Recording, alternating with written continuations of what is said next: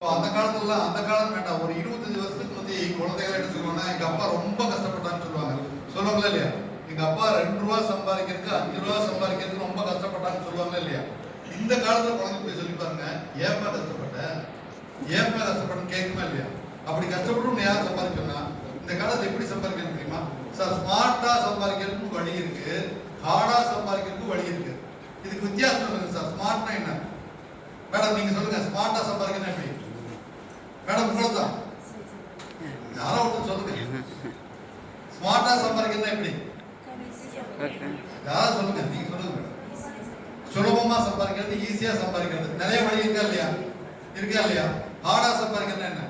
கல் உடைக்கிறது இல்லையா, டீ கடையில டீ ஆத்துறது, இதெல்லாம் ஹார்டா சம்பாதிக்கிறது. 12 மணி நேரம் சம்பாதிச்சா பணம் இல்லைங்களா? இப்ப எப்படி ட்ரெண்ட் மாறிட்டு இருக்குது. என் பையன் போய் என் பொண்ணோட போய் கண்ணு நான் 12 மணி நேரம் கஷ்டப்பட்டு இன்னைக்கு 500 ரூபா சம்பாதிச்சு வந்த சாமி அப்படின்னா அந்த புள்ள மூஞ்சிய சிரிப்பை பார்க்க முடியுமா? பார்க்க முடியுமா சார்? இல்லையா? உண்மையான சிரிப்பை பார்க்க முடியாது, நிம்மதி கிடைக்க இருக்காது. ஸோ ஸ்மார்ட்டா சம்பாதிக்கிறதுக்கு ஒரு அருமையான வழி வேணும். ஆனா எந்த எக்ஸ்பீரியன்ஸும் தேவையில்லை. நீங்க ஆணா இருந்தாலும் சரி, பெண்ணா இருந்தாலும் சரி, கையை பிடிச்சி உங்களை நாங்க கூட்டிட்டு போய் ஸ்மார்ட்டா சம்பாதிக்க வைக்கிறோம். பாராட்டலாமா இருக்கு? புரிஞ்சுக்கிட்டீங்களோ புரியலையோ தெரியல. ஏன்னா ஃபர்ஸ்ட் மீட்டிங்ல வந்தா பாதிதான் புரியும். சரிங்களா? புரியலையா கூட பரவாயில்ல. நான் வந்து ஒரு எக்ஸ் ஆர்மியில சர்வீஸ் பண்ணி ரிட்டையர் ஆகி பென்ஷன் வாங்கிட்டு இருக்கிறேன். நான் எவ்வளவு தூரம் அனலைஸ் பண்ணிருப்பேன் இதுக்குள்ள வரதுக்கு முன்னாடி. 8 வருஷமா அந்த துறையில் நான் இருக்கிறேன். சார் மாதிரியே அவரு பின்னாடி நின்று போட்டோ எடுத்துட்டு இருக்கிறவரு ஒரு எல்ஐசி நிறுவனத்துல ஒரு எம்ஆர்டிடின்னு ஒரு பெரிய ப்ரொமோஷன்ல வந்து இத்தனை வருஷமா எல்ஐசியில நிரந்தரமா ஒரு அருமையான சர்வீஸ் பண்ணுவாரு. அவரு வந்திருக்காரு. இங்க சில போலீஸ்காரங்க எல்லாம் ரிட்டையர் ஆகி வந்திருக்காங்க.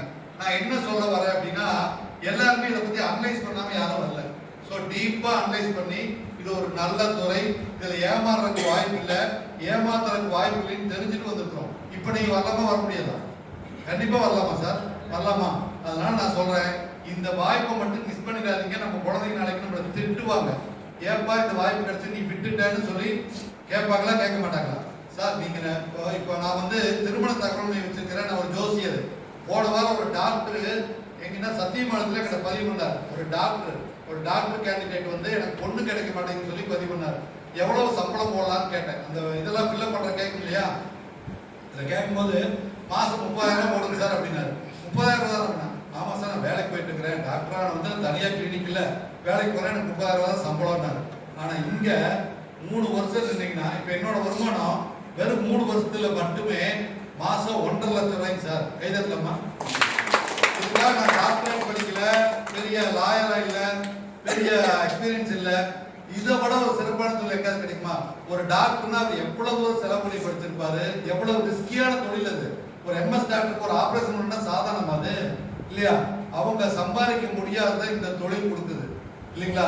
இன்னொன்னு தெரிஞ்சுக்கோங்க, இந்த மாதிரி ட்ரெண்ட் எல்லாம் எப்பாவது ஒரு தடவை மட்டும்தான் வரும்.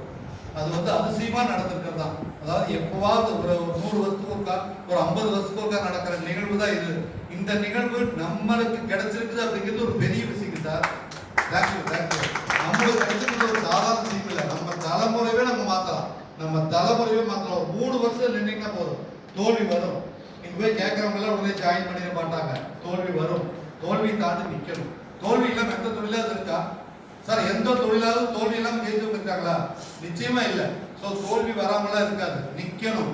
இந்த கன்சிஸ்டன்சி, தொடர் முயற்சி கூட நாங்க நிக்கிறோம். ஏன் நிக்க முடியாது? இதுக்கு எந்த எக்ஸ்பீரியன்ஸும் தேவையில்லை. அதான் சொல்றேன், எங்களோட எக்ஸ்பீரியன்ஸ் நீங்க யூஸ் பண்ணிக்கோங்க. மீட்டிங் வாங்க, ரெகுலரா வந்தீங்கன்னா உங்களுக்கு கிடைக்குமா கிடைக்காதா? அனுபவம் கிடைச்சிடும் இல்லைங்களா? ஸோ ரொம்ப நேரத்தை நான் எடுத்து விரும்பல. இன்னும் தலைவர்கள்லாம் பேச இருக்கிறாங்க, எல்லாம் பசியோடு இருக்கிறீங்க. இந்த வாய்ப்பு கூட